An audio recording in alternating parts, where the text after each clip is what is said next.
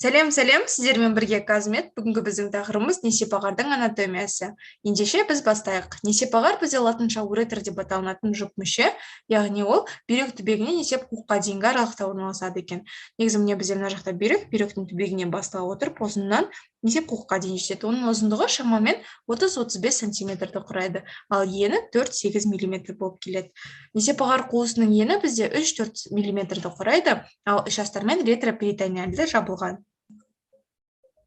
Және топографиясына байланысты оны үш бөлікке бөліп қарастырамыз. Ол іштік бөлігі парс абдоминалис, жамбас астаулық бөлігі және қабырға ішілік бөлігі, ол бізде парс интрамуралис деп аталынады екен. Соған байланысты біз оның үш түрлі тарылуын да қарастырамыз. Ол бізде бүйрек түбегінен несепағардың басталған жерінде бірінші тарылуы, екінші тарылуы жамбас астауының шекаралық сызығы тұсында, ал үшіншісі несепағардың несеп қуыққа ашылған жерінде бізде үшінші тарылуы болады екен.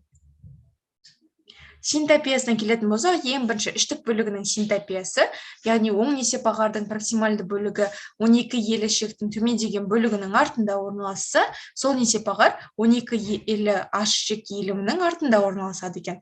Алдынан ол аталық без артериясы мен венасы париетальды іш астармен беттескен. Жамбас бөлігінің синтопиясына келетін болсақ, бізде оң несепағар ішкі мұқын артериясы мен венасының алдынан, сол несепағар жалпы мұқын артериясы мен венасы алдынан орналасады. Жамбас астау бөлігіндегі қуысы тарылған. Кіші жамбас астауында әрбір несепағар ішкі мұқын артериясының алдынан және жапқыш артерия мен венадан медиальды орналасады. Үшінші бізде қабырға ішілік бөлігінің синтопиясы, несеп қуық қабырғасына бізде 1,5-2 сантиметрге қиғаш бағытта өтеді екен. Несепағардың ішкі құрылысы бізде ол барлығымызға белгілі үш түрлі қабықтан құралған, яғни ол бізде бірінші шырышты қабық, екінші бұлшық еттік, сыртқы дәнекер тінді бізде үшінші қабығы болып табылады.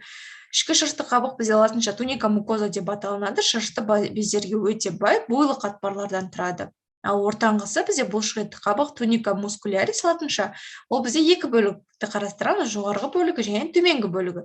Жоғарғы бөлігінің өзі сыртқы бойлық және ішкі циркулярлық қабықтардан құралса, төменгі бөлігі үш бөлікті құрастырады, және сыртқысы және ішкісі бойлық, ал ортаңғысы циркулярлы дөңгеленген болып келеді екен. Үшінші бізде сыртқы дәнекер тінді туника адвентиция, ол адвентицидальді қабықтан тұрады.